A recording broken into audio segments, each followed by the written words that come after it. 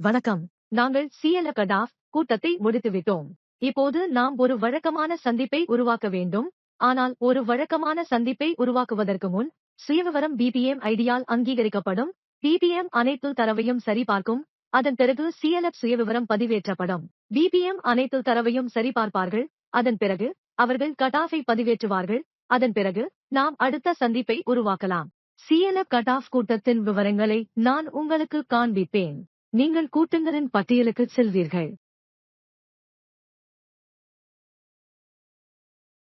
இங்கே கட்-ஆஃப் சந்திப்பு நிலை ஜூலை 24, 18ஆம் தேதி மூடப்பட்டது மற்றும் நிலுவையில் உள்ள ஒப்புதல் நிலை இங்கே தெரியும். ஒப்புதல் இங்கே எழுதப்படும் வரை அடுத்த சந்திப்பை எங்களால் உருவாக்க முடியாது. இதற்காக நாம் திரும்பிச் சென்று இங்கிருந்து வெளியேறுவோம், ஏனென்றால் பின்னர் CLF ID உடன் உள்நுழைவோம். அதற்கு முன் நாம் BPM ID உடன் உள்நுழைய வேண்டும். நான் BPM ID உடன் உள்நுழைவேன். சைன் இன்-ஐ கிளிக் செய்யவும்.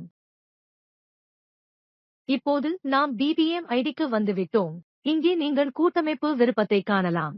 கூட்டமைப்பில் நீங்கள் CLF கூட்டத்திற்கு செல்ல வேண்டும்.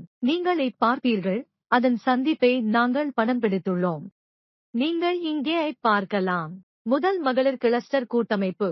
மார்ச் 24, 31ஆம் தேதி வரையிலான கடைசி கட்-ஆஃப் சந்திப்பை இங்கே படம் பிடித்தோம். இங்கே சந்திப்பு பட்டியலை கிளிக் செய்யவும். 3 புள்ளிகளுக்கு செல்லவும். நீங்கள் இங்கே கூட்டத்தை காண்பீர்கள். நீங்கள் கட்-ஆஃப் மீது கிளிக் செய்தவுடன் கட்-ஆஃபின் அனைத்து தரவையும் நீங்கள் சரிபார்க்க முடியும். நீங்கள் ஒவ்வொரு உள்ளீட்டையும் சரிபார்ப்பீர்கள்.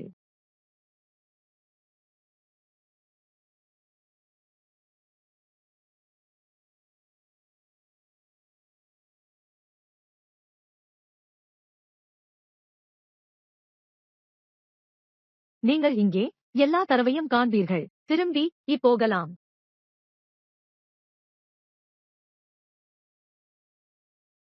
தரவை சரிபார்த்த பிறகு, நீங்கள் கூட்டத்தை அங்கீகரிக்க வேண்டும் அல்லது நிராகரிக்க வேண்டும். இங்கே, நீங்கள் 3 விருப்பங்களையும் பெறுவீர்கள். இந்த சந்திப்பை நீங்கள் அங்கீகரிக்க விரும்புகிறீர்களா, நிராகரிக்க விரும்புகிறீர்களா?